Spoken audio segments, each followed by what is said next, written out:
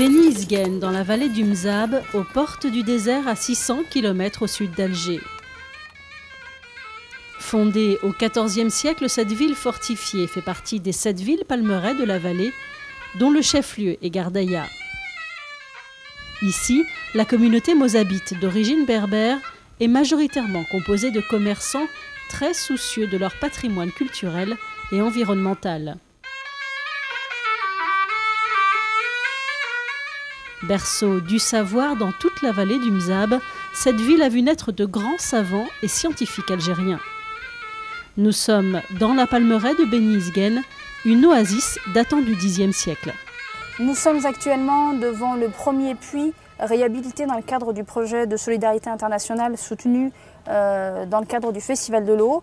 Et nous avons la satisfaction de voir qu'après à peine 1 an, ce premier puits est réhabilité et les objectifs sont atteints. Les prochains puits vont être, certains autres sont en cours de réhabilitation et d'autres vont l'être très prochainement, conformément au timing initialement fixé.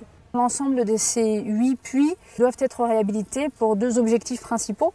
D'une part, une gestion durable de la ressource en eau et un retour aux pratiques ancestrales. Et d'autre part, la réhabilitation du patrimoine culturel universel, puisque nous sommes dans une zone classée au patrimoine universel.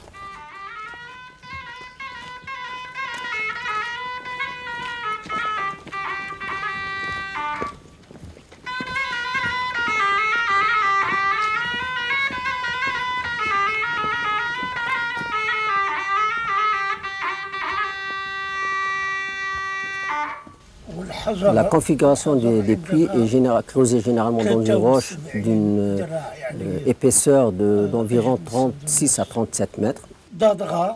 Ensuite, on a une couche d'argile sur 2 mètres à 2 mètres et demi, et ensuite encore de la roche.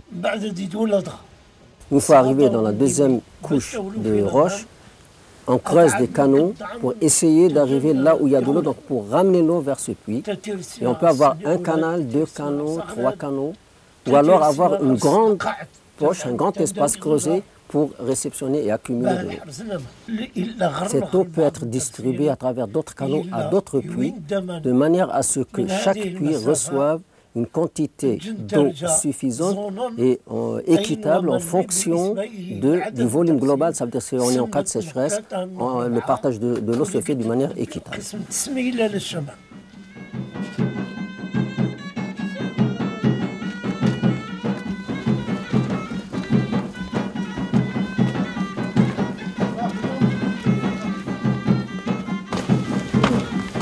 On enlève ça, on passe ici, et l'eau, ça va dans le puits qui est à 20 mètres.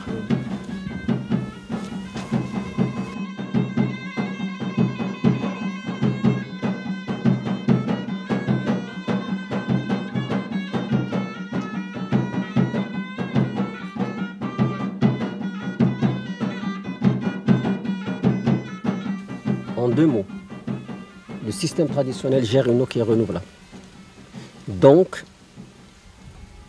très facile, premièrement, très facile d'accès, parce que c'est une eau qui est superficielle, elle n'est pas profonde, moins coûteuse, et à la portée de tout le monde. À notre portée, exactement. Voilà. Et en plus de là, la qualité de l'eau aussi. La qualité de l'eau des eaux de pluie est meilleure que celle de l'Albienne. Et là, ça va entrer aussi dans la dimension du développement durable. Et ça, c'est très important. L'eau de crue est utilisée comme moyen de transport pour ramener tout ce qui est matière organique qu'il draine au niveau des bassins versants, déchets d'animaux, des petites plantes, des herbes sèches, etc. et qui vont automatiquement approvisionner ou alimenter et entretenir les jardins. Et là, c'est le secret d'une réussite, d'une bonne agriculture paysanne. Avec l'eau, on a c'est-à-dire des matériaux organiques qui sont entraînés avec de l'eau. Donc, ça nous permet d'un peu d'économiser du point de vue du coût d'intrant. C'est-à-dire, les gens ils font, minimiser, c'est-à-dire l'utilisation d'intrants et des engrais chimiques surtout, pour les jardins.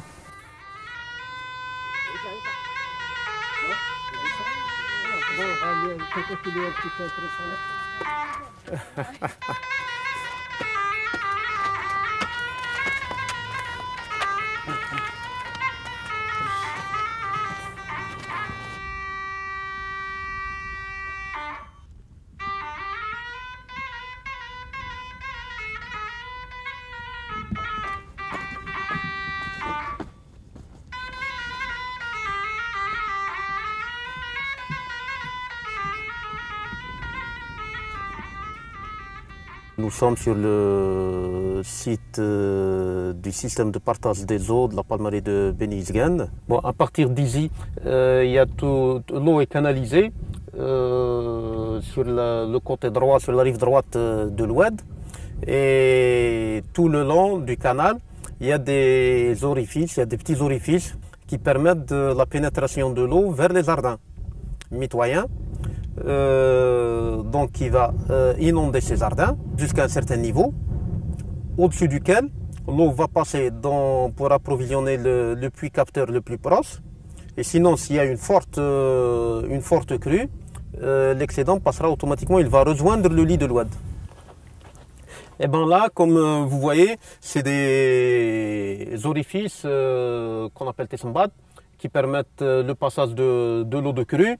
Ça sert déjà comme grille pour bloquer des gros objets tels que 30 palmiers, pneus ou n'importe quoi qui soit drainé par la crue. Et bien que rarement, mais ça peut servir pour bloquer, pour fermer s'il y a de fortes inondations à l'aval.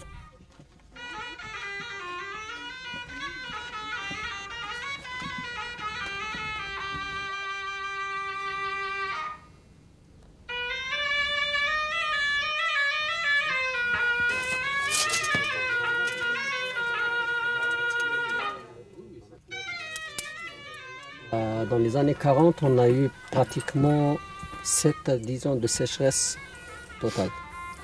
Et la seule zone où on a remarqué que l'eau est encore assez présente, c'était dans cette zone. Et c'est cette zone qui alimentait pratiquement toute la palmeraie de Beni Yezguen. Et c'est pour ça que nous, on l'a inscrite dans la restauration-réhabilitation. C'est une zone historique ici. C'est une zone historique et c'est vraiment une zone stratégique pour la palmeraie. Par exemple ici, vous avez des canalisations qui emmènent l'eau jusqu'à près du Ksar, c'est-à-dire à 3 km d'ici. Il y a des aqueducs pour justement le transport de cette eau jusqu'à 3 km d'ici, en aval.